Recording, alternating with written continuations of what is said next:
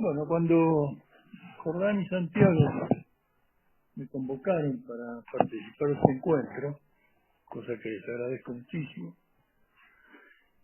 pensé que tal vez podría ser útil, teniendo en cuenta cuáles son los objetivos que se proponen ustedes en materia de formación, y con la vista puesta hacia el gran objetivo final, que sería constituir una suerte en nuestra patria de una escuela de psicología de base tomista.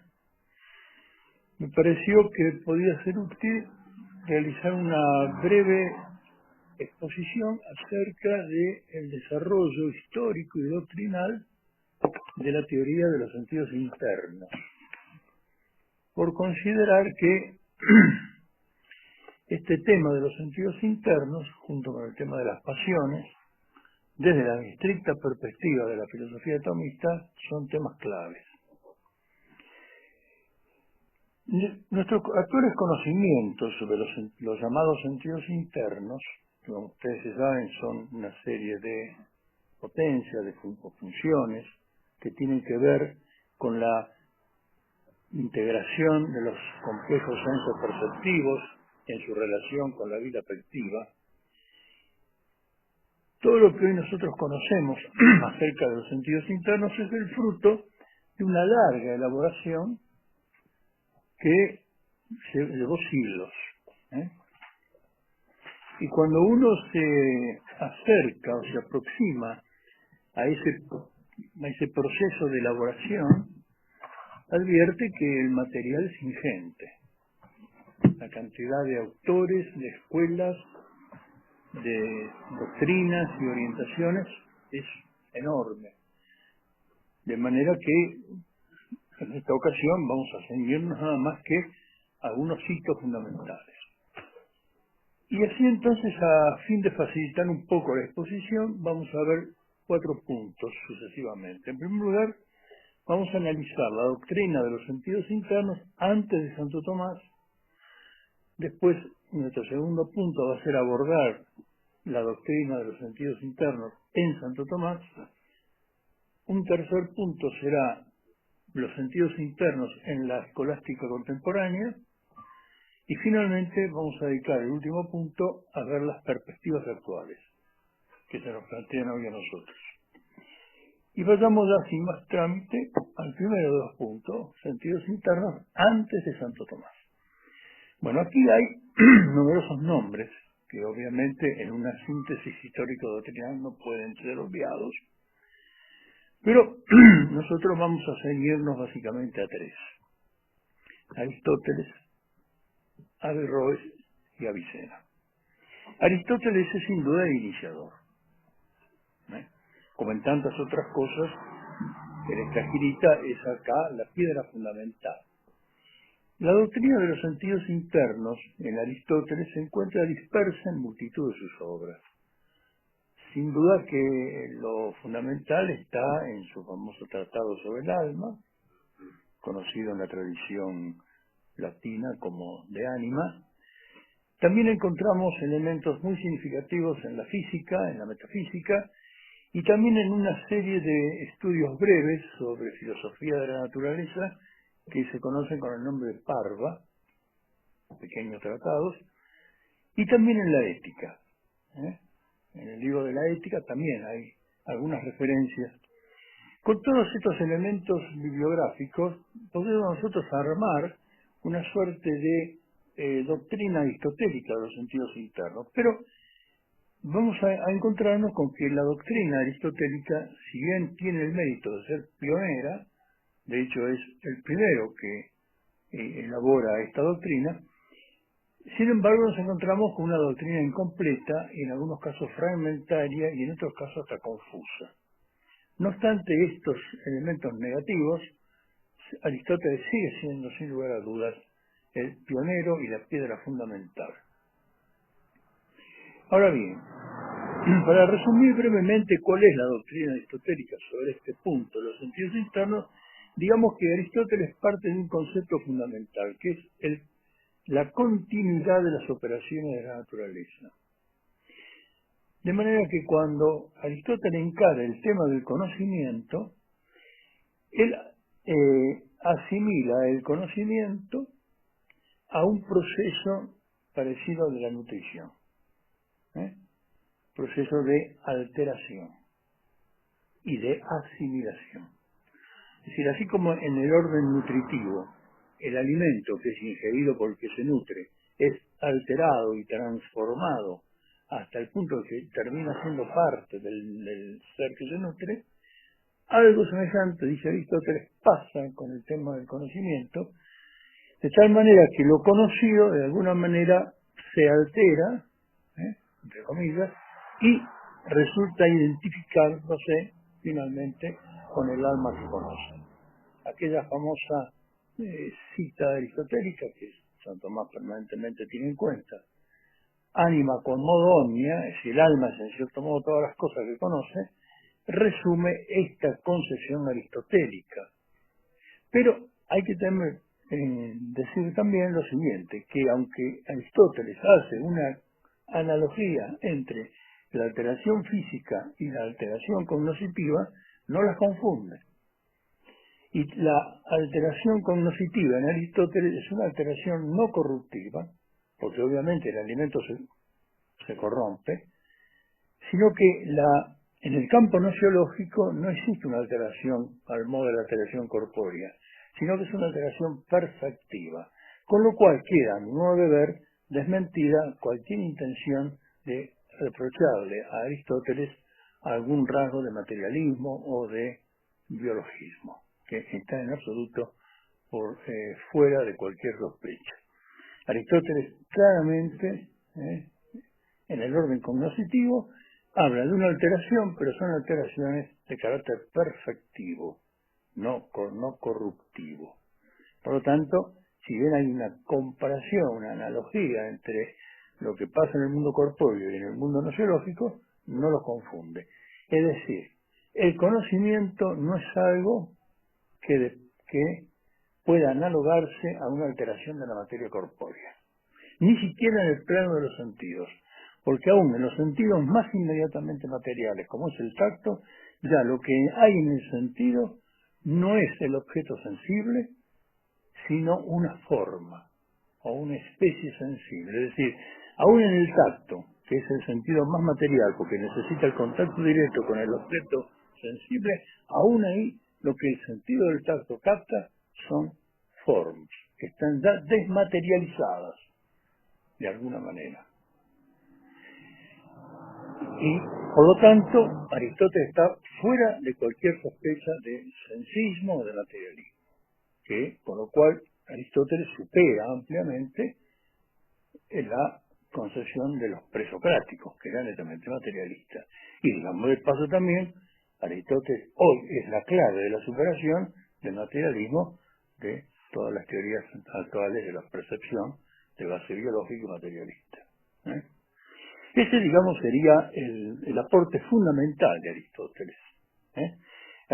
Y Aristóteles entiende que todo este proceso cognoscitivo es un continuum vital, que empieza con las sensaciones de los sentidos propios, tiene una serie de elaboraciones que primero terminan en una suerte de sensibilidad común, que se llama koiné asthétique, es decir, el sentido común. El sentido común en Aristóteles, que también en uno de los párvulos lo llama koiné dynamis, es decir, captación común del movimiento. Esta sensibilidad común, que no está muy bien todavía definida ni pergeñada en los textos aristotélicos, como dije antes, es un tanto fragmentario Aristóteles, pero él ya tiene la idea de que además de los sentidos propios, que son los que van captando los sensibles propios, la luz, el sonido, etcétera, hay una suerte de sentido común, de sensibilidad profunda. Él no usa la expresión sentidos internos, es la expresión sentidos internos, apintus, es de Avicena, como vamos a ver enseguida, no es de Aristóteles, pero ella pone la idea de una primera organización sensorial a nivel de esta koiné asthétique, que es el sentido, lo que después en la tradición escolástica se da a conocer como sensus communis, o sentido común. Y en una segunda etapa, ya en relación con procesos cognitivos más elaborados, como puede ser la frónesis, es decir, la prudencia, la técnica, la episteme, que es la ciencia, eso se ve muy bien en las primeras páginas de la metafísica. Aristóteles, en relación con estos procesos cognitivos más elaborados, ya próximos al intelecto, establece la existencia de otras potencias, básicamente de una que él estudia muy bien, que es la fantasía. La fantasía que elabora un producto propio, que llamamos el fantasma en griego quiere decir la imagen, y a la fantasía Aristóteles le asigna una función integradora muy importante. Obviamente los textos son fragmentarios, en algunos casos son confusos, no se sabe bien a veces si la fantasía pertenece al orden de lo racional o al orden de lo sensible, pero está ahí la fantasía como un elemento, digamos, de integración superior cognoscitiva, siempre dentro del plano sensible, tocando lo racional y a veces confundida con lo racional. Pero hay ahí, por encima del sentido común, de esa coiné estética, hay una fantasía que es un sentido común, un sentido superior integrador. Todavía no bien pergeñado, no bien definido, pero está allí. Y en cuanto a lo que hoy sería la estimativa o la cogitativa, tampoco Aristóteles la menciona de una manera específica, de hecho no habla nunca de ella en el de Ánima, pero algo parecido a la cogitativa, sobre todo según el comentario que después hace Santo Tomás, vemos en la ética. Hacia el final del libro primero de la ética, teniendo que abordar a partir del libro segundo de la ética, Aristóteles, el tema de las virtudes, realiza una división de las partes del alma distinta a la que había hecho en la psicología, en el de alma. Y ahí él habla de una parte científica del alma, que es una especie de razón particular, que capta intenciones, no forma. Ahora vamos a ver qué es esto de las intenciones. Capta una suerte de valoración, algo que está allí, que no sabe bien si es del orden racional o es aún del orden sensitivo, que Santo Tomás, en su magnífico comentario exegético del texto de Aristóteles, cuando comenta el libro segundo de la ética, dice que es la cogitativa. Pero lo dice Santo Tomás más que Aristóteles, en realidad, ¿no? Y esto es más o menos, muy a breve, muy a vuelo de pájaro, los aportes que podemos encontrar en Aristóteles respecto de la teoría de los sentidos internos. Es muy importante entonces, resumiendo, ver que en Aristóteles el conocimiento es un continuo vital que comienza con los sentidos externos, tiene una primera organización en el sentido común, una especie de sensibilidad de fondo, sensibilidad común. Luego hay un sentido que no está bien definido, que es la fantasía, que es una articulación sensible racional superior, y por supuesto todo esto en Aristóteles está ordenado a la acción del intelecto agente, que es el gran descubrimiento de Aristóteles en el plano nociológico. Pero ya nos salimos del plano de los sentidos. El gran descubrimiento de Aristóteles en el plano nociológico es el intelecto agente, que a modo de luz inmaterial, absolutamente incorpórea, no dependiente de órgano corporal alguno, esto Aristóteles magníficamente lo trata en el libro tercero del alma, produce la iluminación en la inmanencia de lo sensible de lo inteligible, y por lo tanto abstrae de la inmanencia misma de lo sensible la cuota de inteligibilidad de cada cosa. Y esa inteligibilidad extraída a partir justamente del mundo sensible por la acción iluminadora del intelecto agente, constituye la clave de bóveda de la nociología aristotélica, que después Santo Tomás va a rescatar en plenitud. Lo que sí, después de esta gran elaboración aristotélica, hay otros autores post-aristotélico, que no vamos a mencionar en homenaje a la brevedad, pero llegamos finalmente a los autores árabes. Estamos hablando siglo XI, siglo X, siglo XI, siglo XII, y ahí tenemos dos grandes nombres: Avicena por un lado, filósofo persa, y por otro lado el cordobés español, no argentino, Averroes. ¿Cuál es el Avicena? ¿Cuál es el aporte? El aporte de Avicena es muy importante, porque Avicena sistematiza el pensamiento aristotélico. Y de hecho, él va describiendo cada uno de estos sentidos y les va asignando esta suerte de espacialidad. Los sentidos externos y los sentidos internos. Avicena es el primero que introduce esta denominación. ¿Por qué? Porque en los sentidos externos, dice Avicena, el objeto sensible está fuera. Mientras que en los sentidos internos, el objeto de los sentidos internos, en cierto modo, está ab intra, es decir, está dentro del alma que conoce. Él describe 5 sentidos internos, describe el sentido común, describe la fantasía, la imaginación, él desdobla imaginación y fantasía, describe la memoria y describe la cogitativa, a la cual le dedica importantes espacios, estudios significativos. Él es autor de un famoso libro, el de Ánima, el libro de Ánima, es un estudio tanto más conocida perfectamente, la obra de Avicena, gracias a la traducción al latín que se había hecho del Avicena latino, como también conocía el Averroes latino, y en ese libro fundamental del de Ánima, él se dedica básicamente a describir con toda precisión el sentido común. Y va, digamos así, perfeccionando la doctrina de Aristóteles. Para Avicena el sentido común no tiene como objeto los sensibles comunes. Por ejemplo, la percepción del movimiento, la quietud, etcétera, sino que para Avicena, y esto después lo va a tomar y lo va a perfeccionar Santo Tomás, como veremos enseguida, el sentido común es una suerte de conciencia sensitiva. El sentido común no percibe los sensibles comunes, ¿no? Porque los sensibles comunes también los perciben los sentidos externos. Por ejemplo, el movimiento, la quietud, el número, que son sensibles comunes, también los perciben. Por ejemplo, yo con el tacto puedo percibir el movimiento y el número. Con el sentido del gusto puedo percibir el número y el movimiento.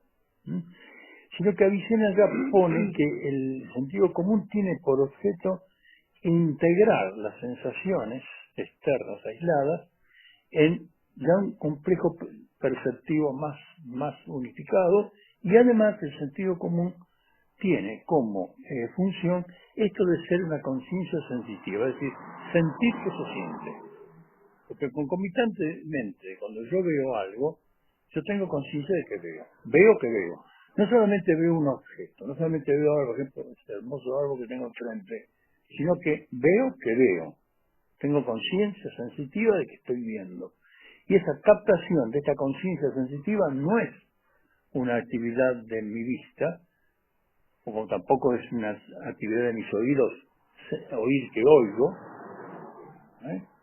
sino que eso es una actividad propia de un sentido integrador, que es el sentido común. Y el otro gran aporte que hace Avicena es el aporte de la cogitativa, a la cual le dedica importantes capítulos, y establece claramente que la cogitativa es el sentido que tiene por objeto aprender las intenciones. ¿Qué es esto de las intenciones? Avicena es el primero que distingue claramente en la aprehensión sensorial las formas recibidas por el sentido de las intenciones. Es decir, cuando nosotros percibimos un objeto, no solamente percibimos su forma, sino solamente percibimos lo que el objeto es. Por ejemplo, en este momento tengo este libro delante de mí. no solamente yo percibo su tamaño, su color, su textura, sino que además, aparte de percibir la forma del libro, yo percibo una serie de cualidades, de propiedades, de afecciones, digamos así, que el libro tiene. De tal manera que a mí este libro, por ejemplo, me resulta un elemento grato, útil, o por el contrario, me puede resultar un objeto desagradable, inconveniente. Esas cualidades que se captan en el objeto sensible, que hacen a su utilidad, a su nocividad, a su condición de ser grato o no grato, todas esas cualidades, esa especie de valoraciones, lo hace en un sentido que no es ninguno de los sentidos externos, ni es el sentido común, ni es la fantasía, sino un sentido especial que se llama estimativa en los animales y cogitativa en el hombre. Pues bien, Avicena, contrariamente, perfeccionando el pensamiento aristotélico, define muy bien la cogitativa. La define. Y como era médico, Avicena, también de alguna manera trata de ubicarla anatómicamente. Dice que estaba en la parte media del cerebro. Cosa que después, en todo caso, en el diálogo, veremos que tan desacertado no estaba Avicena en el siglo XI, cuando todavía no existía la tomografía computada. Y finalmente, para concluir este primer punto, de todo lo previo a Santo Tomás, tenemos que mencionar a Averroes. En el materia de sentidos internos, Averroes, de alguna manera, significa un retroceso respecto de Avicena, porque vuelve a la noción de que el sentido común no es una conciencia sensitiva, sino una suerte de sentido que capta los sensibles comunes. Avicena tiene un problema muy importante en cuanto a la interpretación de la noción de intelecto separado en Aristóteles. Él supone que el intelecto es uno para todos los hombres, dando lugar al famoso averroísmo, que fue uno de los objetos contra los cuales tanto peleó, digamos así, Santo Tomás, ¿no? Santo Tomás tiene páginas extensas dedicadas a refutar la teoría del conocimiento de Averroes. De hecho, no solamente en las obras sistemáticas, sino que dedicó una obra entera, la obra de Unitate Intellectus contra Averroístas, una obra que él escribe en París, dedicada, donde el averroísmo latino tenía mucha influencia, segunda estancia en París, a partir del año 1268, escribe ese famoso opúsculo, Unitate Intellectus, donde él refuta ampliamente la doctrina averroísta. Pero ¿qué rescata Santo Tomás de Averroes? La cogitativa. Porque lo que pasó es esto. Averroes, precisamente en razón de su error nociológico, de entender que no tenemos un intelecto personal, sino un intelecto colectivo, y que la conexión de cada individuo con el intelecto colectivo se hace a través de los sentidos, elaboró una teoría muy refinada respecto de los sentidos, y sobre todo de la cogitativa, mejorando incluso la teoría de Avicena sobre la cogitativa. Y Santo Tomás, con esa mente amplia que lo caracterizaba, así como refutó vehementemente la doctrina averroísta del intelecto agente común, tomó, sin embargo, y la integró plenamente a su estudio la teoría averroísta de la cogitativa, a la cual Averroes, que también era médico, le asignó, juntamente con a los otros sentidos internos, una localización cerebral. Hay un libro muy interesante de Averroes, poco conocido, que son los comentarios a Galeno. En los comentarios a Galeno, que gratamente he visto que está traducido al español por una filósofa, que ha traducido y comentado el texto de Averroes, comentario a Galeno, ahí en los comentarios a Galeno, Averroes dice que la imaginativa La función estaría en el lóbulo frontal. La cogitativa estaría en el lóbulo prefrontal. El sentido común y los sentidos externos en el lóbulo occipital, de atrás, y la memoria en el lóbulo medio, parieto temporal. Obviamente, estas designaciones no las utiliza Berroch. Berroch utiliza proa, popa y cerebro medio. Y a cada una de estas se asigna la localización de los sentidos internos y externos, lo cual es algo realmente admirable porque precede en muchos siglos la teoría de las localizaciones cerebrales que después en el siglo XIX va a tomar Broca. Bueno, con esto entonces brevemente terminamos el periodo anterior a Santo Tomás. Ahora vayamos a Santo Tomás. Santo Tomás recibe toda esta elaboración doctrinal y evidentemente elabora una doctrina de los sentidos internos completa y sistemática.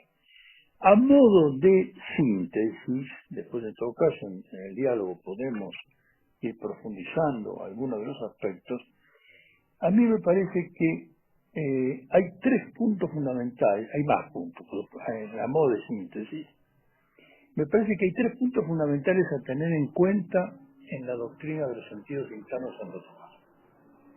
Primero, el gran marco donde se inscribe la doctrina de los sentidos internos en Santo Tomás es el gran tema de las potencias del alma.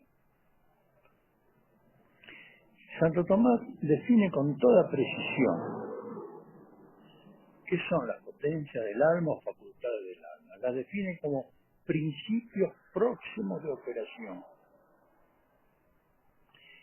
El alma es el principio remoto de todas las operaciones del viviente. Pero entre la esencia del alma y las operaciones hay que postular un principio intermedio de operación. ¿Por qué? Esto Santo Tomás lo establece sobre un doble fundamento, un fundamento metafísico y un fundamento experimental. Fundamento metafísico, ¿por qué? Porque dice una cosa muy sencilla Santo Tomás. Salvo en Dios, la sustancia y la operación son distintas. En Dios, su obrar es un mismo ser, pero en las criaturas no. En las criaturas, el ser es una cosa y el obrar es otra. Por lo tanto, allí donde hay que establecer esa distinción, esa composición en la criatura, es necesario establecer un principio actual, que es el alma, y un principio potencial, que son precisamente estas facultades o estas potencias que tiene el alma para operar. Y también esto lo afirma sobre la base de la experiencia. No estamos si bien siempre estamos viviendo, no siempre estamos pensando en acto, no siempre estamos sintiendo en acto, no siempre estamos razonando en acto. Es decir, a veces pensamos y a veces no. A veces sentimos y a veces no. Y donde hay esta capacidad de sentir a veces sí y a veces no, de sentir en acto y sentir en potencia, hay que establecer, dice Santo Tomás, un principio intermedio entre la esencia del alma y las acciones del alma, que son las potencias. Esta noción de potencia del alma es clave, a mi modesto juicio, en Santo Tomás. Santo Tomás tiene un estudio exhaustivo de las potencias del alma. Las estudia, las clasifica, con un grado de discriminación y de figura realmente extraordinaria. Y establece todo una suerte de arquitectura y de orden arquitectónico en la potencia del alma, estableciendo desde las más inferiores, que son las potencias vegetativas, que tienen por objeto sostener y nutrir el cuerpo, hasta las potencias intelectuales, que son el intelecto y la voluntad. Y en el medio están todas las potencias, cognitivas, sensitivas y las potencias apetitivas. Todo constituye una verdadera arquitectura, donde todo está ordenado, y está ordenado sobre la base de la doctrina de la finalidad y de la participación. Yo les traigo un pequeño texto de Santo Tomás para que se vea ¿Cuál es el concepto por el cual Santo Tomás establece este orden en la potencia del alma? La noción de orden en la potencia es fundamental en Santo Tomás. Por eso dice Santo Tomás, las potencias se originan unas de otras, se ordenan unas a otras, y se ordenan según un doble criterio, en cuanto a la finalidad y en cuanto a que son principios receptivos. Entonces dice, si nosotros tenemos en cuenta el fin, la noción de fin, decimos que el sentido existe en razón del intelecto y participa de él. Estoy leyendo la cuestión 77, artículo 7, de la parte primera. Un texto realmente clave, de los muchos que hay. Dice, el sentido existe en razón del entendimiento. Sensus est propter intellectum. El sentido es en razón del intelecto. En el hombre el sentido no está aislado. El sentido está en razón del intelecto y participa. La gran doctrina de la participación de Santo Tomás, una riqueza extraordinaria, está aquí presente articulando todo el esquema atomista de las potencias del alma. El intelecto participa el sentido participa del intelecto. Y después, en cuanto a potencia, el principio receptivo, dice Santo Tomás, las cosas se dan al revés. Primero está el alma sensitiva, que es la que, a modo de materia, recibe el alma intelectiva. Así como la materia es pasiva y recibe la forma que es activa, así también dice, las potencias sensitivas son como la materia plástica,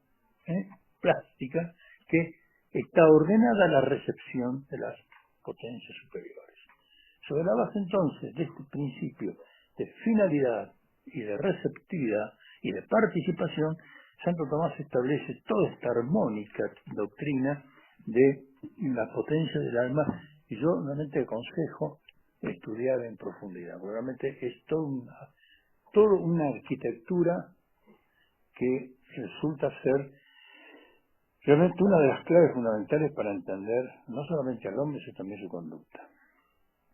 Insertada en esta doctrina de la potencia del alma, aparece entonces el tema de los sentidos internos, que Santo Tomás, en un texto clave de la Suma de Teología, la cuestión 78, artículo 4, establece cuáles son los sentidos internos, sobre la base, siguiendo justamente estos principios de finalidad, participación y de receptividad. Y ahí, siguiendo bastante la línea de Avicena, pero mejorándola y reduciéndola, establece los 4 sentidos internos, que son el sentido común, la fantasía que la une a la imaginación, contrariamente a lo que dice Avicena. Dice, no es necesario, dice Santo Tomás, establecer una distinción entre imaginación y fantasía, sino que es la misma potencia. La memoria y la cogitativa. Y la cogitativa tiene en Santo Tomás un desarrollo realmente extraordinario. El segundo, entonces, aspecto de la noción de los sentidos internos de Santo Tomás es este análisis pormenorizado que él hace de los 4 sentidos internos. Y básicamente, y este es el tercer aspecto, la importancia fundamental que Santo Tomás le da a la cogitativa. Santo Tomás toma de la línea viceniana el tema de la diferencia entre captación de formas y captación de intenciones. El tema de las intenciones, Santo Tomás tiene un gran desarrollo. Esas intenciones valorativas que veíamos recién en el ejemplo del libro, Santo Tomás toma todo eso, le da un desarrollo mucho más amplio y establece muy claramente las funciones de la cogitativa. Y la cogitativa tiene dos cosas. La cogitativa tiene una doble función de puente en la doctrina atomista. En el plano senso-perceptivo,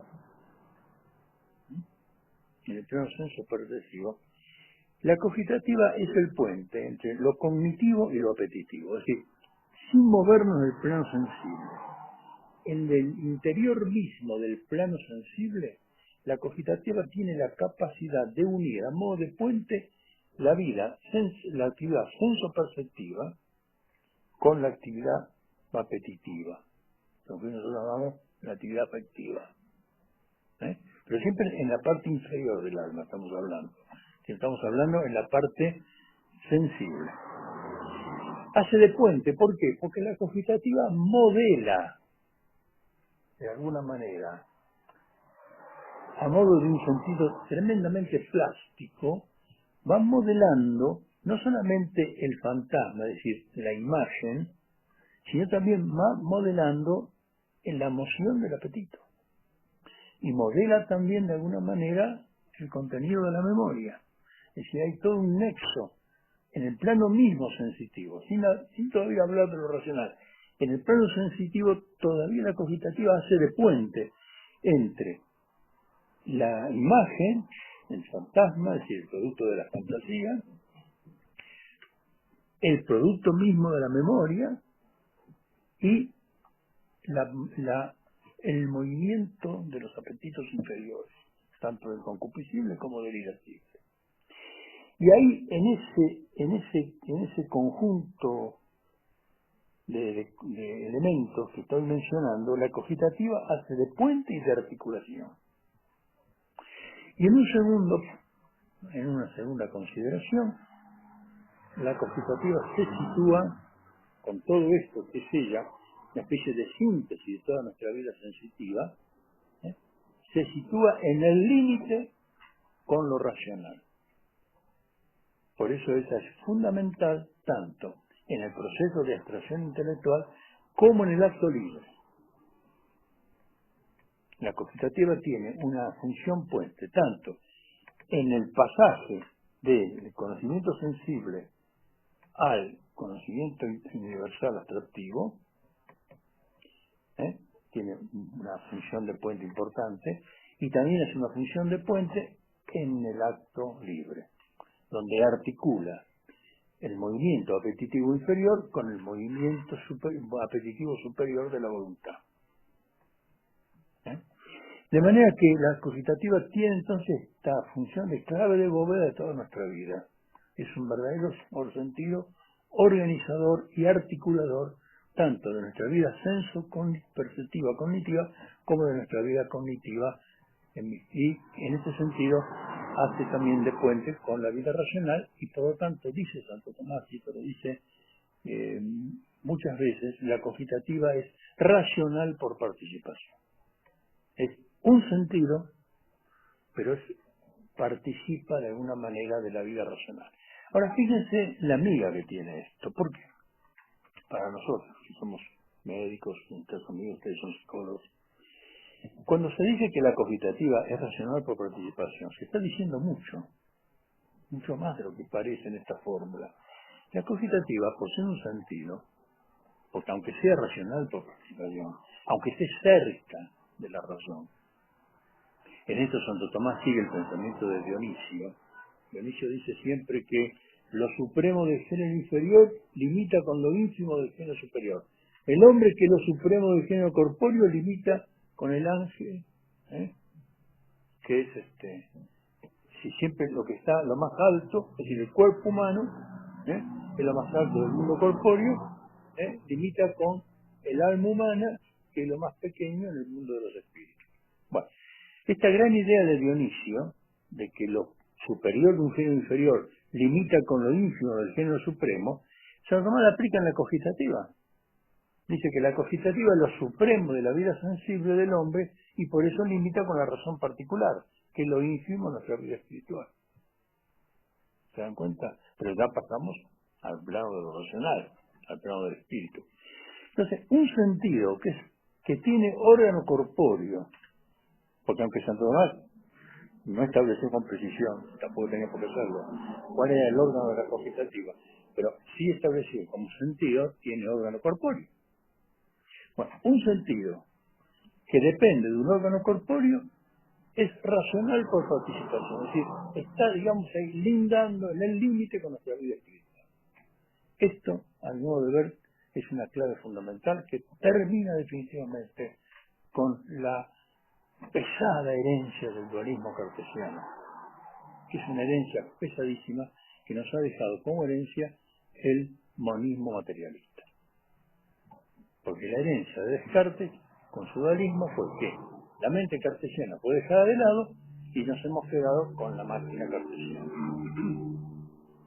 Y esa máquina cartesiana sigue hoy, desgraciadamente, impregnando todas las doctrinas psicológicas que están en boga. Bueno, esta noción clave de la cogitativa atomista creo que permite resolver, a mi modo de ver, definitivamente la pesada herencia del dualismo cartesiano con su no menos pesada herencia del monismo materialista en la mayor parte de las psicologías que hoy tenemos nosotros a la vista.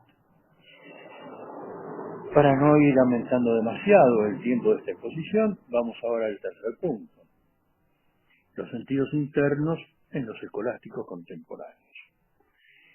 A partir de la encíclica de León XIII, 1879, la Eterni Patris, se pone en marcha un gran movimiento de renovación de los estudios tomistas,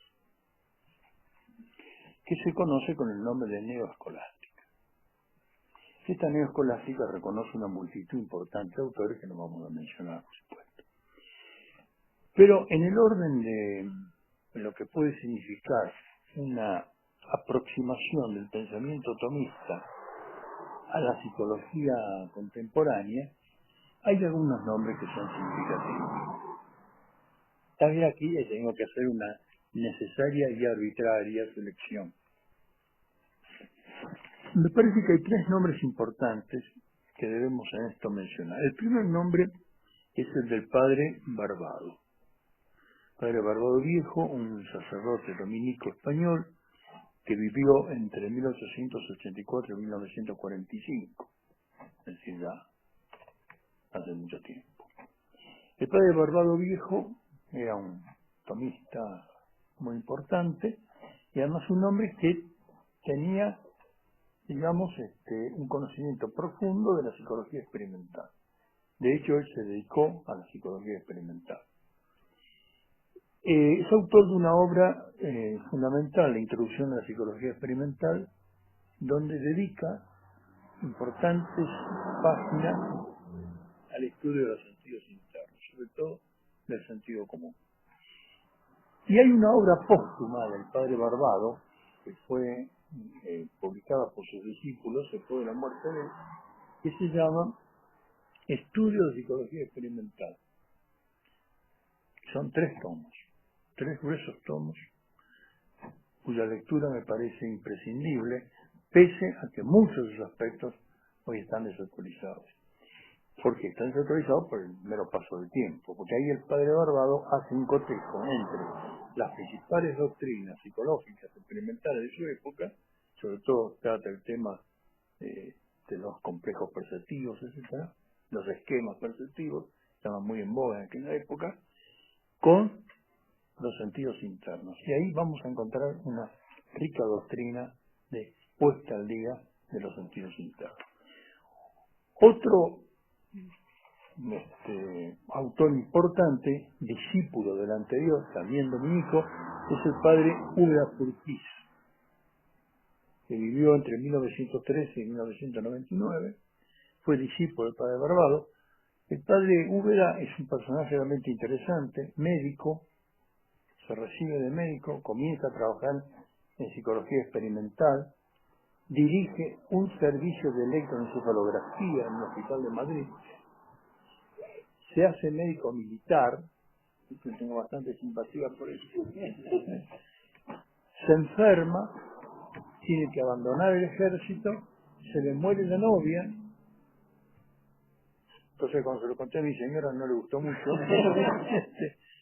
y entonces ingresa a la orden de predicadores. Y ahí comienza entonces una tarea muy amplia, muy meritoria del padre Úbeda, de integración de todo el esquema tomista con los aportes de la psicología experimental. Porque él, siendo fraile dominico, siguió ejerciendo como médico y siguió trabajando en los laboratorios de psicología experimental. Úbeda Purquiz realmente, lamentablemente, no nos ha dejado una obra sistemática, como si la dejó el padre Barbado, pero hay muchas cosas de que se pueden leer que son sumamente ricas. Y finalmente, llegamos al que me parece a mí es el autor clave, que es el padre Fabro. Padre Cornelio Fabro, que vivió entre 1911 y 1995, ustedes lo conocen, sacerdote esquimatino. Le debemos acá a la congregación del padre Fuentes esta enorme, va a ser un deber de gratitud que no sé cómo vamos a saldar, nunca lo vamos a saldar, solo Dios lo va a saldar, cuando le dé el cielo al padre Fontana y a sus colaboradores, que están realmente haciendo una obra estupenda de ediciones críticas de todas las obras del padre Fabro. El padre Fabro es un universo. Él se ha dedicado solo accidentalmente a la psicología. La doctrina del padre Fabro tiene básicamente como campo principal de acción la metafísica, donde ha hecho descubrimientos únicos en materia de metafísica. También se ha dedicado mucho a la teología, es un gran crítico de la teología progresista, y accidentalmente, él lo refiere en uno de sus estudios, dice que por razones de la enseñanza, una vez tuvo que reemplazar un profesor de psicología y se puso a estudiar el tema de la percepción. Y dio a luz una serie de trabajos que escribió entre los años 38 y 39 del siglo pasado, que después se plasmaron en dos libros fundamentales. La fenomenología de la percepción, que apareció en 1941, y Percepción y Pensamiento, que aparece al año siguiente, en el año 42. De Percepción y Pensamiento hay una segunda edición en el año 62. Y me consta a mí que a la hora de su muerte el padre Fabro estaba trabajando en un proyecto de fusionar ambos libros en uno solo, pero solo alcanzó a redactar el prólogo, que denominó prólogo fenomenológico. El padre Sáenz tuvo la gentileza de traerme el original que el padre Fabro se lo regaló a Sáenz poco antes de morir, escrito a máquina, el prólogo fenomenológico, una vieja máquina de esas previas a las PC, con algunas correcciones a mano, y me pidió el padre Sáenz si yo lo podía traducir. Yo traduje el prólogo fenomenológico y está publicado creo que en el número 42 de la revista Gladius. Ahí lo pueden leer. Ahí el padre Fabro da la impresión de que él tenía la idea de refundir los dos textos de uno solo y actualizarlo. Pero no pudo hacerlo. La muerte nos sorprendió sin que pudiera hacerlo. A mi modo de ver, ¿qué es lo que Fabro nos ha legado? Lo que Fabro nos ha legado, en primer lugar, un método, que él llama de la fenomenología material. Fabro es un hombre meticuloso. Él dice, y nos ha enseñado esto, que es un método que me parece superior. Señores, lo primero que tenemos que hacer nosotros es partir de los fenómenos, partir de los hechos. Tenemos que recibir los hechos. A eso yo lo llamo fenomenología, pero no una fenomenología sistemática, como puede ser la de Husserl, por ejemplo, que intenta hacer una explicación. Porque dice, no, el hecho es un punto de partida, o puede ser un punto de llegada. Lo que nunca es un hecho es una explicación. Pero el hecho está ahí, es irrecusable. El hecho nos interpela con su presencia y nosotros lo tenemos que aceptar y registrar. Con humildad y honestidad, dice Fabro. Entonces, una vez registrado el hecho, y en esto sigue la línea de los analíticos de Aristóteles, ¿no? Planteemos todos los problemas que el hecho trae. Y una vez que problematizamos el hecho, busquemos una solución sistemática por medio de la vía hacia la metafísica. Avviamento alla metafísica. Y eso es lo que hace con el tema de la percepción. Primero establece los fenómenos de la percepción con un conocimiento exhaustivo de todas las corrientes de psicología de su tiempo, sobre todo la teoría gestáltica, que él la conocía muy bien, había leído en alemán los autores originales, incluso había tenido polémicas con los principales representantes de la gestalt teoría, y él recibe con absoluta honestidad los hechos. A partir de ahí establece la problematicidad, sobre todo el tema de la de los planos objetales, una cosa bastante complicada, no lo vamos a ver ahora, la síntesis que estoy haciendo. Y finalmente, sobre el fundamento de lo que él llama la metafísica, yo ahí con mucha veneración me atrevería a hacer una pequeña crítica epistemológica, no es propiamente la metafísica, sino más bien la filosofía de la naturaleza. A través de toda la articulación tomista, él trata de dar una solución al problema que surge a partir de la consideración del fenómeno de la percepción. Y ahí es donde él, en el marco del tema del problema de la percepción, hace un análisis exhaustivo de los sentidos internos, legándonos una riquísima doctrina, sobre todo en lo que hace a las organizaciones sensoriales. El tema del sentido común tiene páginas muy profundas dedicadas a la cogitativa, y él ha hecho para mí algunas cosas de carácter definitivo respecto de la cogitativa, sobre todo la acción de la cogitativa en lo que se conoce como experimentum, que es, de cual nos va a hablar algo Santiago, que es cómo la cogitativa tiene un papel fundamental en la aprehensión de los primeros principios. El método, entonces, el método de Fabro me parece que es un método de una enorme profundidad, de una gran seriedad científica, que me parece que es uno de los grandes legados de él, y después esa capacidad que él tiene de abrir el pensamiento tomista a la confrontación honesta con las corrientes de la psicología contemporánea. Él llegó nada más que hasta la Gestalt teoría. En la última edición de Percezione Pensiero, él hace una referencia a Piaget y a las neurociencias, pero ahí quedó, por razones biológicas, por razones tecnológicas, dejándonos un camino abierto que me parece nosotros tenemos que transitar. Hoy tenemos otra cosa, y aquí entonces toco el último tema, el último punto, las perspectivas actuales. ¿Cuáles son las perspectivas actuales en esta materia? Creo que nosotros estamos en este momento ante una situación que, por un lado, tenemos toda esta larga tradición de siglos que yo, con más audacia que con idoneidad, he tratado de resumírselas brevemente, toda esta larga tradición de siglos que tenemos que recibir y estudiar y profundizar. Por otro lado, tenemos un incesante aporte de las ciencias actuales que nos van dando una masa creciente de información que en cuanto a volumen no tiene precedente. Ahora, ¿qué pasa con esa masa de información que viene tanto del campo de la psicología cognitiva, de la cual es experto Carlos Rand, como en el campo de las neurociencias y otros campos colindantes? Esa masa de información necesita ser informada, valga el juego de palabras. Es como una materia que necesita ser informada. Es una información que necesita ser leída, que necesita ser inteligida. Y para eso, creo que tenemos que volver a todo el esquema de la tradición, sintetizado en Santo Tomás y en los grandes tomistas contemporáneos, sobre todo Fabro. Con ese arsenal creo que nosotros tenemos que pasar a una lectura, a una intelección de la información que nos viene, que es enorme en cuanto a su volumen. Y me permito sugerir algunas líneas de trabajo.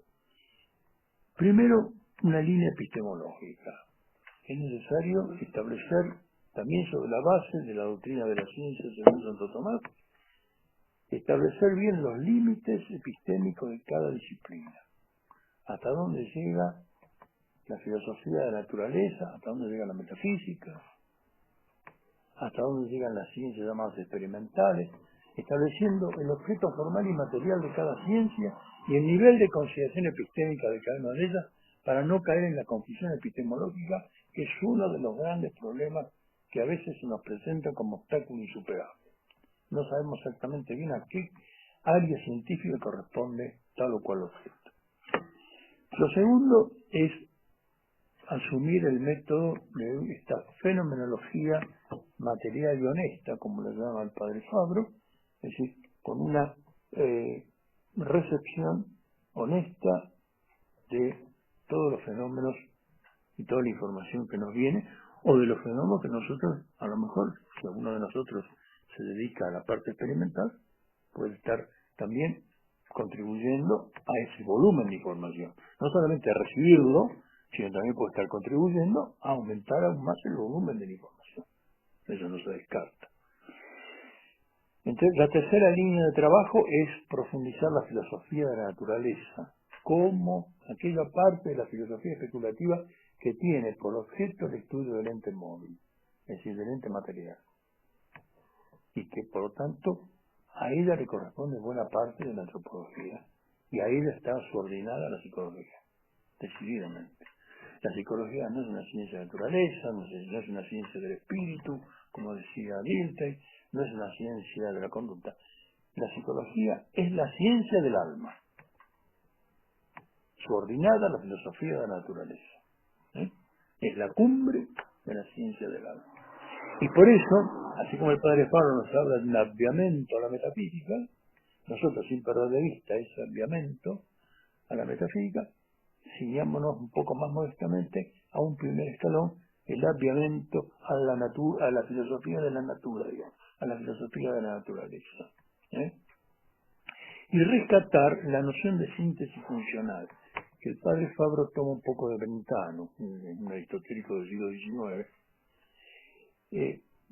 Al final de su libro dice el padre Fabro, ¿qué es la percepción? La percepción es la síntesis viviente de sensación y pensamiento. Bueno, esta noción de síntesis funcional está en Santo Tomás y deriva directamente de lo que decíamos antes, de ese orden arquitectónico que él pone en la potencia del alma. Tanto nuestras actividades cognitivas como nuestras actividades tendenciales o apetitivas son síntesis funcionales en las que se pone en marcha simultáneamente la totalidad de nuestras potencias. Tanto en el plano del conocimiento como en el plano de la petición, lo que se pone en marcha simultáneamente es la totalidad y la integridad de todas las potencias del alma.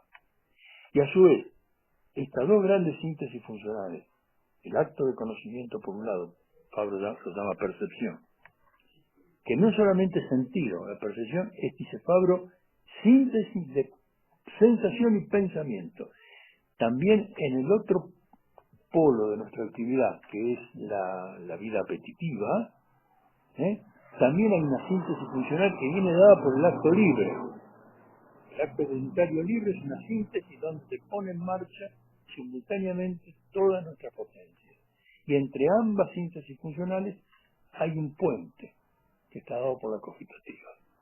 Entonces, esta noción de síntesis funcional que pone en marcha todas las potencias del alma en forma simultánea, unidas a través de ese puente que es la cogitativa, que es lo que nos va a dar una visión ordenada, armónica de la vida psíquica del hombre, donde podamos nosotros introducir nuestras inquietudes respecto de la psicología, la psicopatología y la psicoterapia.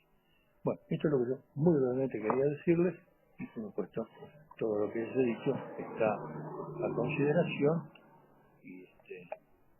y están dispuestos a dialogar con ustedes en lo que yo pueda aportar. Bueno, nada más.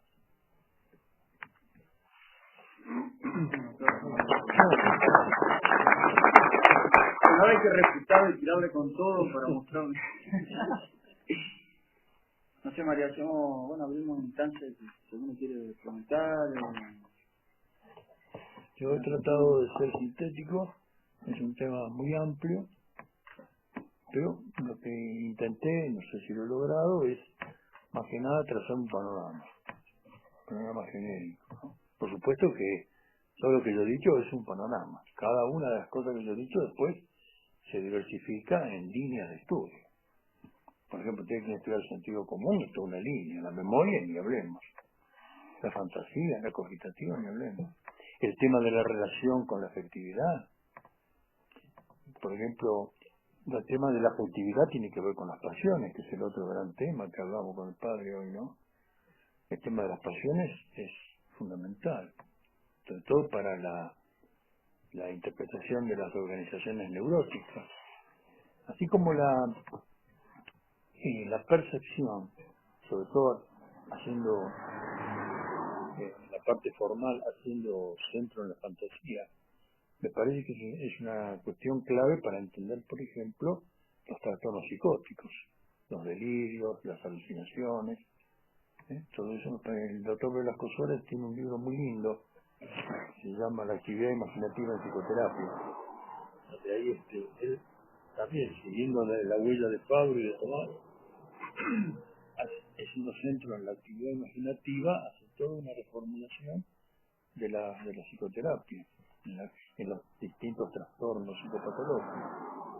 Yo le dije muchas veces, él no lo hizo, la murió el doctor Velasco. Yo le decía siempre, digo, vos tenés que hacer ahora un segundo tomo sobre la actividad de la cogitativa y la imaginación en la psicopatología. Pero no lo hizo, ¿no?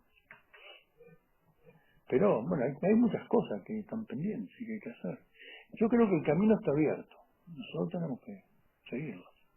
Mario, por eso, en la línea de esto que usted nos dice, una pregunta tal vez obvia, pero vinculada, es decir, si nosotros, como psicólogos realistas o que pretendemos tomar un poco toda esta tradición, no, en principio, digamos, es inconcebible un desarrollo de la psicopatología que no tenga en su fundamento una concepción nociológica y de los sentidos internos, a partir de lo cual se entienda en qué consiste el desorden. Es decir, Claro. o sea, una psicopatología tiene que presuponer la operación de los sentidos internos, no una cuestión, no rumbear para otro lado. La psicopatología no es otra cosa que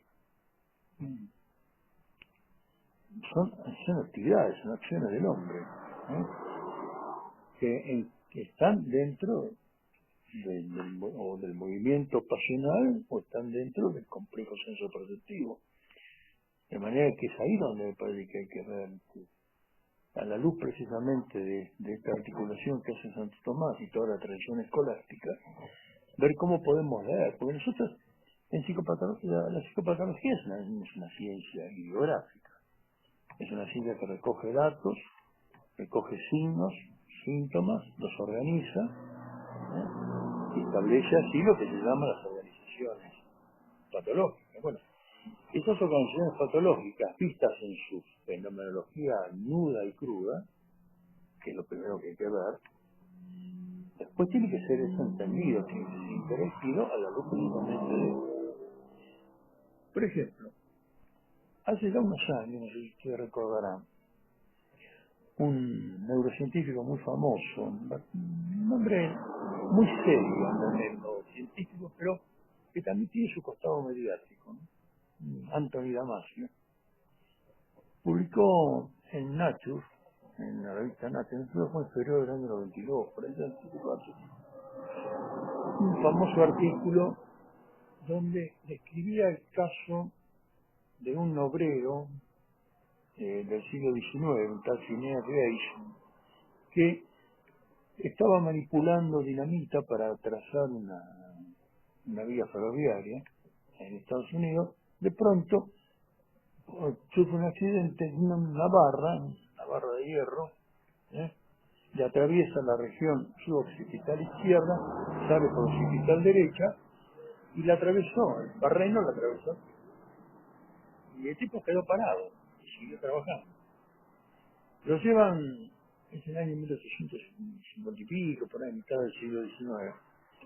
Lo llevan a ver al médico del pueblito ahí donde estaba, y el médico muy conscientemente hace toda una historia clínica y no le encuentra nada. El paciente no tiene nada, sigue trabajando. Bueno. Pero a los pocos meses de sufrido el accidente, el paciente comienza a tener una serie de trastornos conductuales. Siendo un hombre muy pudoroso, por ejemplo, tenía exhibicionismo. Se desnudaba, sobre todo tenía la mala costumbre de desnudarse en público, ¿no? Siendo uno de los obreros más disciplinados y más cumplidores, se hace un tipo incumplidor, contestatario. toda su conducta social y moral queda profundamente alterada. Hasta que, bueno, finalmente el hombre muere, pocos años después del accidente, y se hace enterrar con el barreno. El médico que lo había atendido en primer término, sospechando que había algo interesante en ese caso, logra exhumar el cadáver y el cráneo de Phineas Gage y el barreno los pone los guarda, los reserva, y finalmente van a una exposición en una universidad de Estados Unidos, no me acuerdo. Bueno, Damasio descubre el cráneo de Phineas Gage y el barreno toma interés en él, hace todo un mecanismo informático, por lo cual reconstruye el trayecto del barreno en cortes tomográficos del cerebro. Y llega a la conclusión de que el barreno había destruido las células ventrales, es decir, las que apoyan sobre la órbita, del lóbulo prefrontal. ¿Qué hace Damasio? Damasio investiga y advierte que los síntomas que presentaba este hombre, Phineas Gage, eran exactamente los mismos que presentaban otros pacientes que tenían lesiones de la misma área cerebral, ya no por el barreno, sino, por ejemplo, por tumores.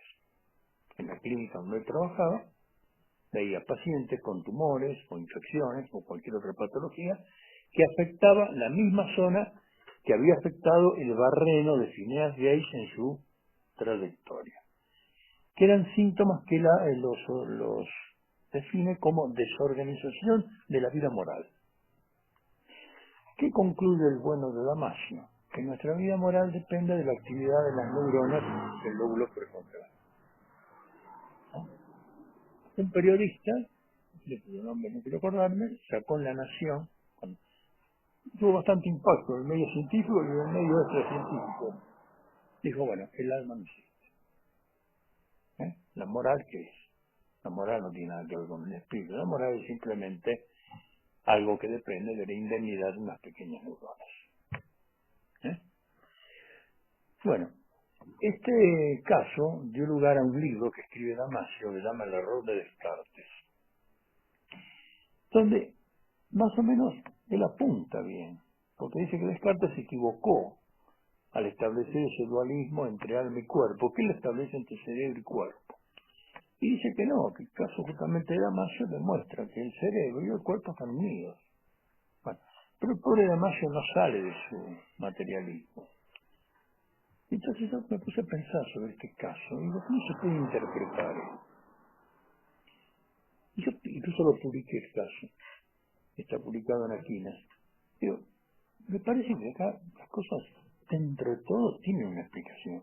Al pobre Phineas Gage se le alteró el órgano de la cogitativa. Me acordé lo que decía Santo Tomás estando a Avicena y después a Berroy. La cogitativa ellos la ponían en el lóbulo prefrontal. Si la cogitativa estaba destruida, toda la articulación de la vida afectiva y racional de este hombre estaba alterada. Por eso que alteró su vida moral.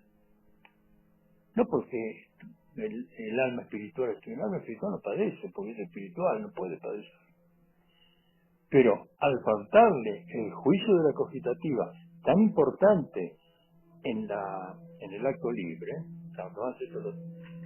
y el padre Curtis lo pone muy bien acá, la cogitativa tiene un papel central en todo lo que es el judicium y el imperium. En los distintos pasos del acto libre, la cogitativa cumple un papel fundamental, no en la elección es de la voluntad, pero sí en todo el proceso de consejo, de concilium y todo el proceso que finalmente termina en el imperio. Bueno, ahí la cogitativa cumple un papel fundamental.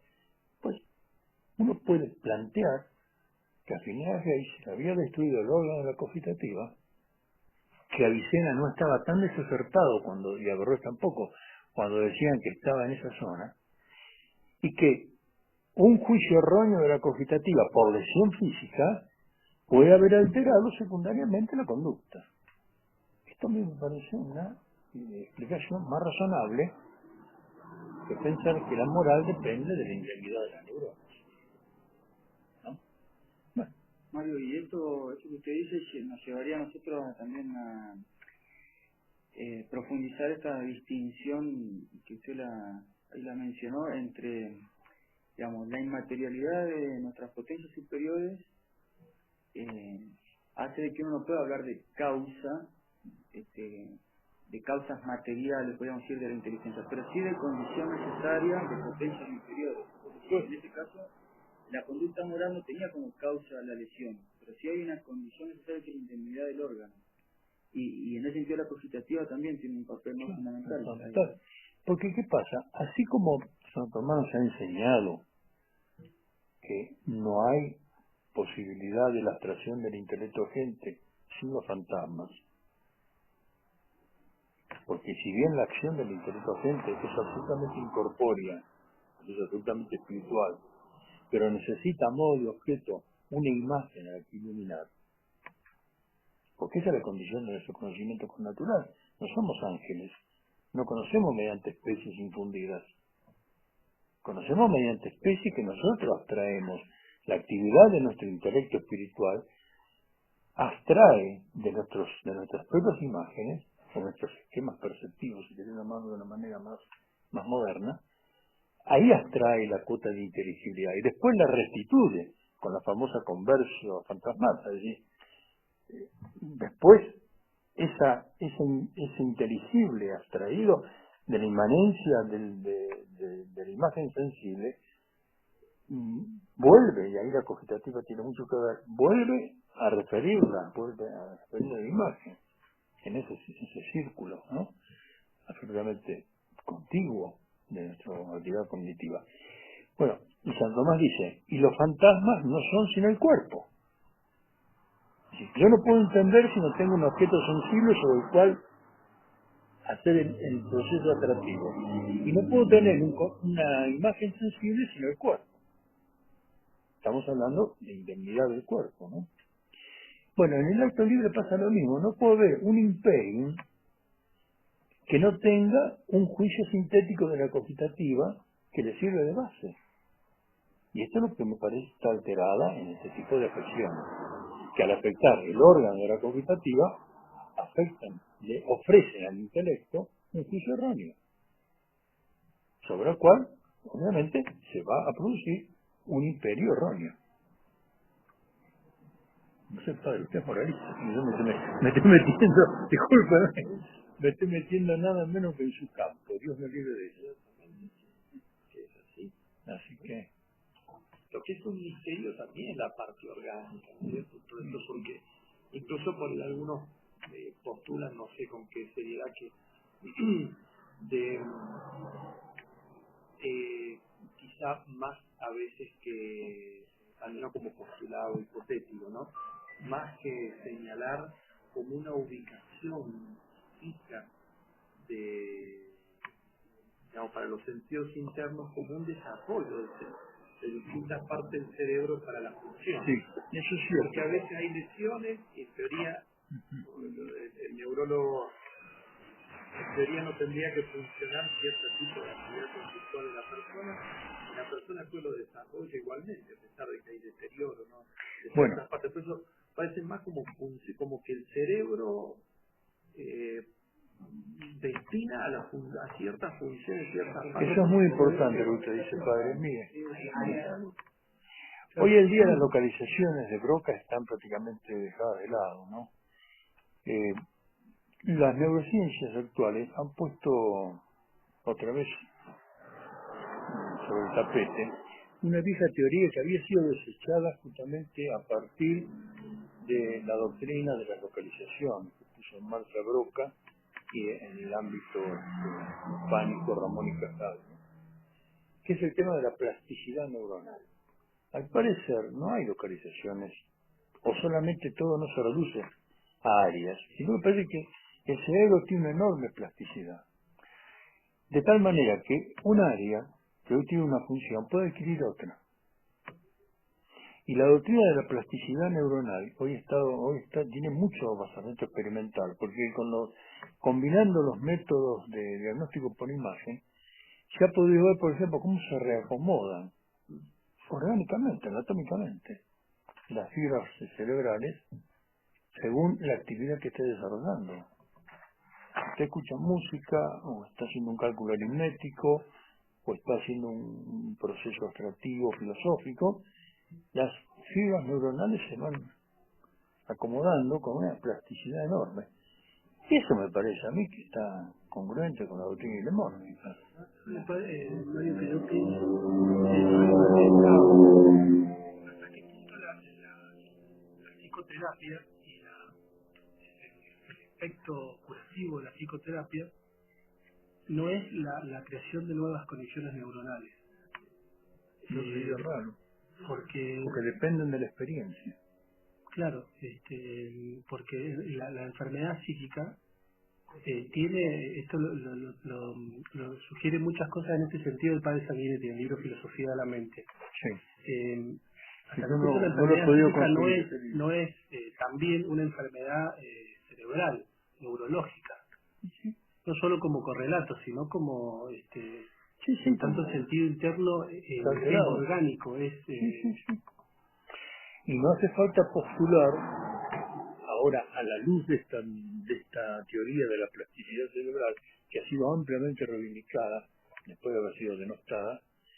No sería difícil explicar que de pronto esto no está en dependencia con un área determinada, sino que puede estar, digamos, en dependencia con alteraciones que son dinámicas, que van cambiando. Claro, lo cual nos quita, Mario, decir de que, como usted decía, tenemos que sacarnos del lastre cartesiano, que sea cual sea el correlato orgánico o la operación como compuesto de cuerpo y alma está siempre presente. Después la ciencia irá diciendo, no, mira, se pensaba que era más sectorizado o más plástico, pero esa división que incluso en la psicología está instalada, no, pero esto es una patología orgánica o no, como una división, no.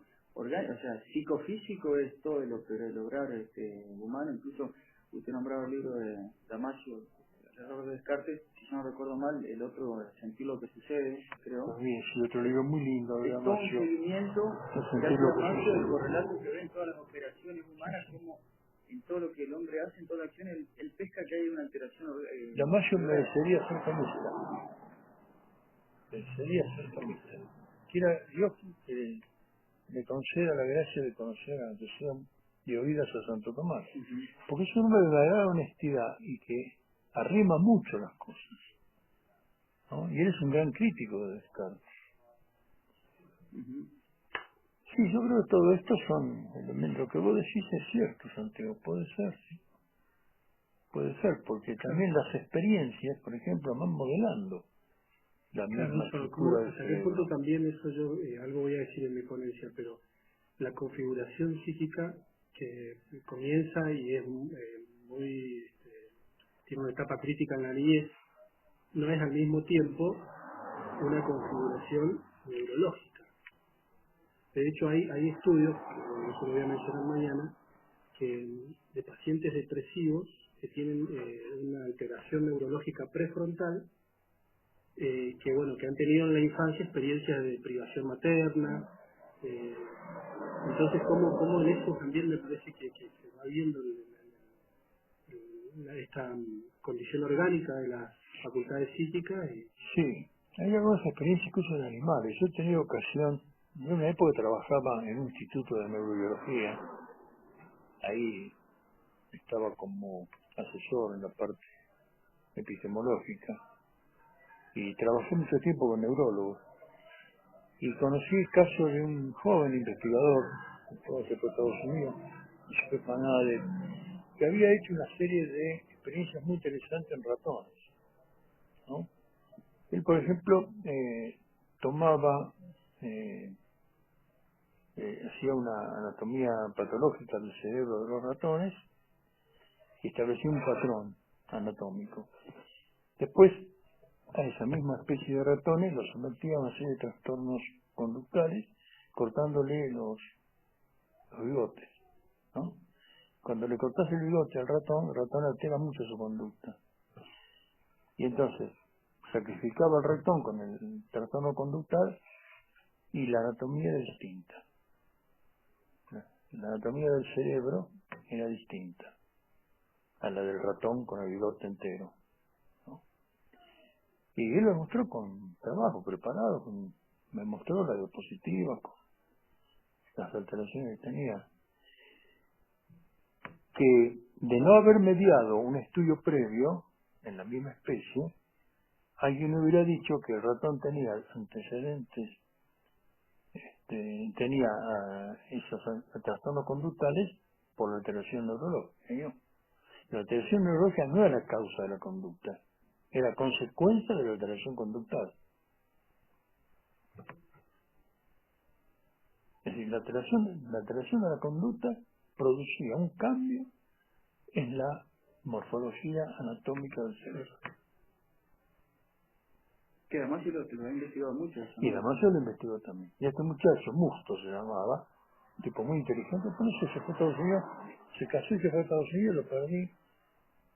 Un chico bastante católico, con mucho interés en Santo Tomás, conversaba mucho conmigo sobre esto.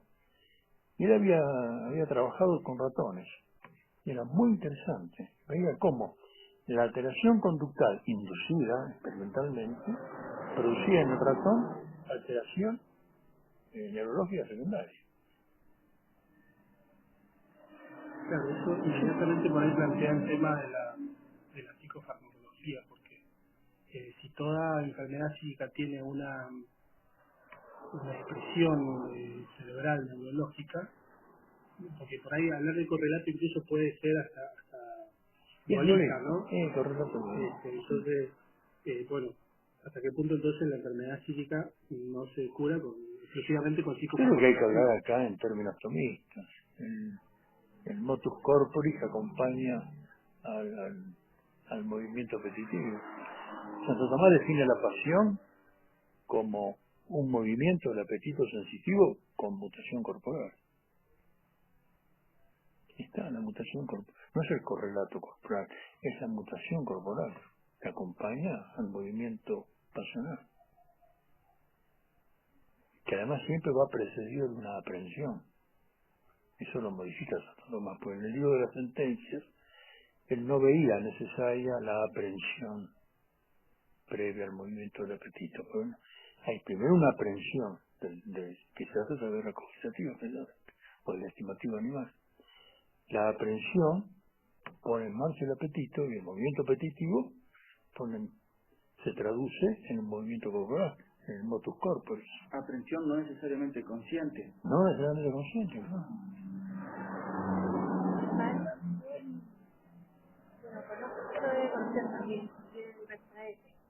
Sí. Que se indigna, ¿no?, con este vocabulario, dice, desde el idemorfismo se sigue hablando de una manera muy mecanicista, individualista. Esto mueva esto mueva esto. Dice, desde un idemorfismo del simple parado en el aristotelismo, yo soy mi cuerpo. Y es ese cuerpo espiritualizado que incluso Yo no hay tengo un actos, cuerpo, yo soy un cuerpo. como que dice, hay que ser más cuidadoso a veces con el, Sí, para que nosotros se usamos vea la esta belleza terminología. Muy bien, sí, está bien, Teresa, lo que decís, yo estoy totalmente de acuerdo. Nosotros usamos esta terminología que, bueno, a veces es la única que tenemos, pero siempre hay que hacer la salvedad de que todo esto tiene una absoluta unidad. Y la operación, cuando yo hablaba de las síntesis funcionales, que son la puesta en marcha simultánea de todas nuestras potencias, casi una especie de movimiento simple, si puedo hablar. Hay una cierta simplicidad en nuestras operaciones. Esa unidad simple, de cierto modo, simple solamente Dios, ¿no? Pero esa unidad simplísima o simple de nuestras operaciones es un trasunto en el plano operativo de la unidad entitativa. En el plano entitativo somos uno y en el plano operativo también. Y es cierto, yo no tengo un cuerpo, yo soy un cuerpo. Yo soy un cuerpo espiritualizado. Un cuerpo animado por un alma que, eso es Santo Tomás. es el gran aporte, es el corazón mismo de la antropología atomista. El alma humana no es solamente una forma del cuerpo, es una sustancia espiritual. El alma humana es un espíritu que está unido al cuerpo como una forma a su materia. Como una forma a su materia. Porque pone el sicut. ¿Cómo? No es propiamente una unión materia-forma.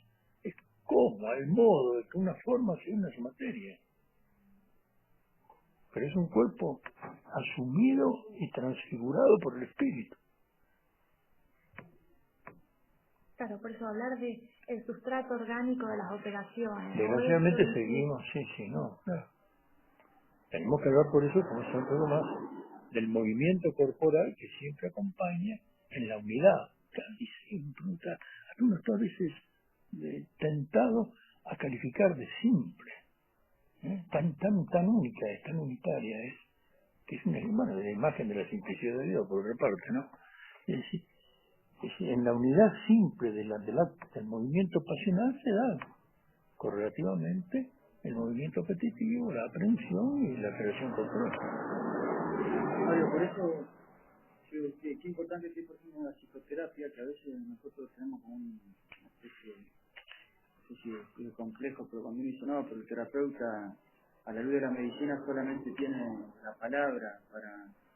Y sin embargo, uno, en realidad, a la luz de esa simplicidad, lo importante que es la palabra en psicoterapia, porque por un lado, desde ya que es consuelo para el alma y es iluminación de una verdad que está oculta, pero también, a la luz de esto, la palabra también dicha a tiempo, la palabra justa, la palabra cálida, además, desde ya que altera incluso el cuerpo, es decir, hay una cierta, un consuelo total, y si, ¿por qué no pensar lo que ya en ese sentido, que hay un reordenamiento hasta cerebral, porque justamente no es cerebral, es del hombre completo. Después habrá que evaluar el deterioro, hasta dónde llega el deterioro orgánico y demás, si a la palabra, como se dicen los clásicos, le tiene que acompañar un fármaco que también atienda esa dolencia. Y lo decía Platón, te daré un fármaco, pero también te daré una hermosa palabra. Hago una consulta, una pregunta. Dada esa dificultad que nos está planteando acá, ¿y qué nos diferenciaríamos con un psiquiatra? Claro, yo estaba pensando en eso. A mí me parece que la solución podría venir porque, claro, si uno se plantea que el trastorno psíquico es también un trastorno neurológico, inmediatamente lo que se plantea es, bueno, entonces la curación al trastorno psíquico es la psicofarmacología. Pero a mí me parece que la solución puede venir, me parece, no sé Mario qué piensa, por esta la explicación que hace el padre Sanguinetti del acto sensitivo, cuando habla de las dimensiones del acto sensitivo. Y dice que la dimensión formal del acto sensitivo es el hábito perceptivo, digamos. Entonces, el hábito perceptivo necesita una intervención psicoterapéutica, ¿no? No solamente psicofarmacológica, porque si yo hago una intervención psicofarmacológica, voy a modificar provisoriamente esa alteración neurológica. Claro, puede acompañar, pero me parece que puede venir por ahí, ¿no? Que necesito modificar el hábito perceptivo y eso se logra con psicoterapia. La psicoterapia lo que hace es modificar hábitos. Claro. Y eso es función del psicólogo, no del médico. El médico accidentalmente puede ser psicoterapeuta también. Pues nada impide que un médico sea a la vez psicoterapeuta. Pero me parece que ahí hay un principio de distinción formal de las dos actividades, que pueden coincidir en la misma persona, pero eso es accidental. Pero en lo formal se distinguen, porque la psicoterapia tiende a la modificación del hábito, mientras que la psiquiatría tiende más bien a la detección y a la solución de todo ese correlato, perdón la palabra, entonces todo ese motus corporis que acompaña al cuadro, a la organización neurótica o psicótica. Y en ese sentido, la definición de pasión animal, pasión corporal, y ayuda mucho, sí, porque ahí la pasión es un movimiento, y es un movimiento circular. Y San Tomás dice que hay pasiones en las que el movimiento se inicia en alguna aprehensión y en el apetito, que se llama pasión animal. Cosa que me ha generado una polémica con Martínez Chavarría respecto de cómo entender la noción de pasión animal. Él le dice enfermedad psíquica. Entonces, más que nada, yo lo llamaría pasión anímica, ¿no? Porque el primum movens, lo primero que mueve el movimiento pasional, es una alteración del apetito. En cambio, la pasión corporal, lo primero es la lesión orgánica. Por ejemplo, me parece a mí, un ataque de pánico sería una pasión anímica o animal. Porque lo primero que hay es una aprehensión errónea de una realidad que produce pánico. Y secundariamente, bueno, el tipo tiene piloerección, taquicardia, se queda adrenalina, pero en cambio, el dolor de angina de pecho, por ejemplo, un dolor con el cual estoy muy familiarizado con mi experiencia médica, que produce un cuadro de angustia terrible, de ahí lo de Angor, cuando Hahnemann, hace ya más de 200 años, describe el dolor, lo llama Angor pectoris, angustia del pecho, quiere decir. Ahí la lesión está, primero, ahí se obstruye una coronaria. Se obstruye una rama coronaria, un sector del músculo cardíaco queda sin oxígeno, duele muchísimo y produce, y ahí hacia ahí interviene, ahí se ve claro la función de la cogitativa. Ese dolor es percibido como no como un dolor, es percibido como algo más. Por eso causa angustia, es percibido como inminencia de muerte.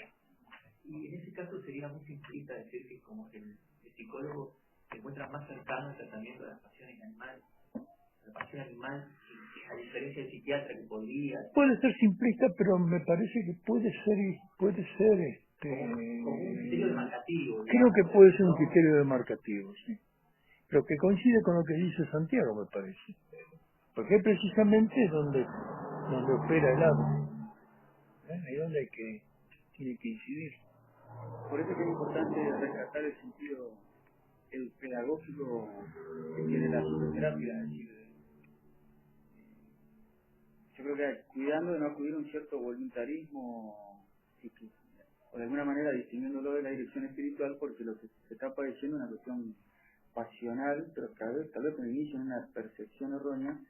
Por eso a mí me parece interesante, después habrá que hacer una recepción crítica, pero las tareas que ha inventado la psicología cognitiva o que ha remozado, porque es como que apuntan a ciertas tareas, a focalizarse en juegos de la imaginación, sin decir, sin apuntar a una cuestión, pues digo, voluntarista o estrictamente intelectual, pero donde han visto que ciertos trabajos con la imaginación, cierta vinculación, cierto autorregistro, conduce pues indirectamente a que al ordenarse cierto escalado de la imaginación se empieza como a ordenar indirectamente el razonamiento a lo cual llevaba eso. Entonces como que hay una dimensión pedagógica en esa. Sí, evidentemente que la psicoterapia me parece a mí que admite una comparación con el acto de enseñar. Santo Tomás dice claramente en el Magistro, por ejemplo, que la palabra del docente es portadora de una significación que hace precisamente que el discípulo pueda llevar de la potencia al acto la ciencia que está en el discípulo. Porque la ciencia está en el discípulo, no en el maestro. Aunque parezca paradójico esto. ¿Por qué? Porque lo que hace el acto de enseñar es remedar el acto natural del invencio. Es decir, uno cuando conoce, ¿qué hace? Pasa del invento, es un descubrimiento, después viene el razonamiento y finalmente la conclusión. Bueno, ¿qué es lo que hace el maestro con su palabra?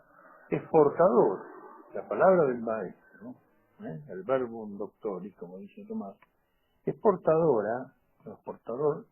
de un significado que precisamente hace que ahí pueda, digamos, el discípulo, mediante la operación del invencio, descubrir algo a partir del cual él actualiza la ciencia que tiene potencia.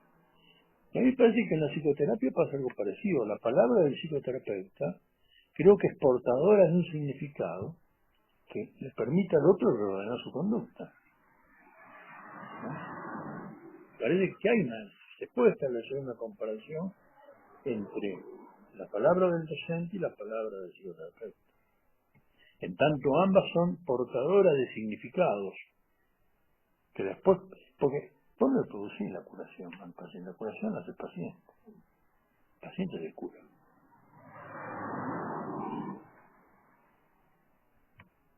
Santo Tomás dice también, la salud no está en el médico, gracias a Dios. La salud está en aquel que la ha perdido y que la puede recuperar mediante la acción combinada de la naturaleza y del arte. Sí, incluso a nivel fenomenológico uno ve en la psicoterapia como la curación empieza cuando en un momento dado, que Dios sabrá por qué, pero las palabras del psicoterapeuta dejaron de ser casi ruido y transmisión, y en algún momento el paciente pesca, se cruza a vivenciar, o sea, percibe, toma conciencia de lo que se le dijo y dejó de ser una teoría que le explicaron, en algo que él captó de él mismo y se hubiera reordenado, o empezaría a reordenarse cuando hay un cruce de la palabra con el alma. Exacto. Del paciente. Que es, en cierto modo, la grandeza y a la vez la miseria del psicoanálisis. Porque la grandeza es porque Freud descubre el poder de la palabra. La miseria es que es tan rígido el esquematismo freudiano y el esquematismo interpretativo es tan rígido que es muy difícil que se produzca ese cruzamiento con el alma. Toda la interpretación psicoanalítica está, digamos, regida por un esquema muy rígido del cual se puede salir, ¿no? Le falta plasticidad en la psicoanálisis. A pesar de que se postula como una psicología dinámica, le falta dinamismo. Pero, en cierto modo, apuntó bien, ¿no? No sé si quieren que hagamos hacemos un corte. Yo creo que muchos temas van a volver después, ahora mañana, a la tarde, mañana, así que después se puede aprovechar. Y no sé, hagamos un recreo de 15 minutos y después, padre, si quieren, tenemos. Sí, vamos a hacer de cuenta Pero así como un poco. que es lo más serio que vamos a escuchar acá. Gracias. Muchas gracias, Gracias, Mariano. No, al contrario.